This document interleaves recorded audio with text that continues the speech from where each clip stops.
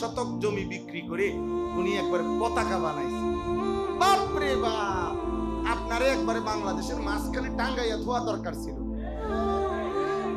কত বড় একটা হেরা জার্মানির সরকার আইসা আপনারে আলগি দিয়া নিয়ে যাবে।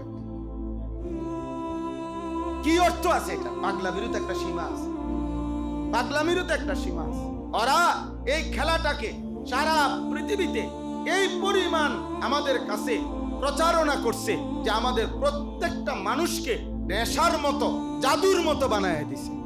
আমরা যেন জাদুগ্রস্ত, আমাদের কোটি কোটি যুবক যেন জাদুগ্রস্ত। হাজারবার জিজ্ঞেস করে দেখছি যে ভাই বলো, আখিরাতের কোনো উন্নতি তো খেলার মধ্যে নাই। দুনিয়ার উন্নতিটা কি? বাংলাদেশের কি উন্নতি হবে এর দ্বারা? রাষ্ট্রের কি উন্নতি হবে? আন্তর্জাতিক কি উন্নতি হবে বলেন?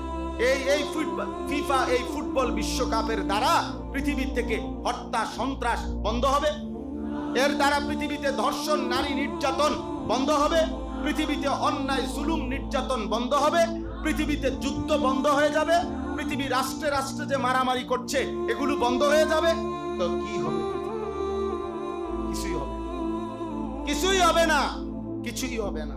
পাকে থাইকা crore crore billion billion dollar নির্দিষ্ট কিছু পুঁজিপতি, নির্দিষ্ট কিছু পুঁজিবাদী, তারা তাদের নিজেদের সম্পদ জমা করবে আর আমাদেরকে বলবে আবার আপনি আপনার আগের কাজে যান, খেলা শেষ।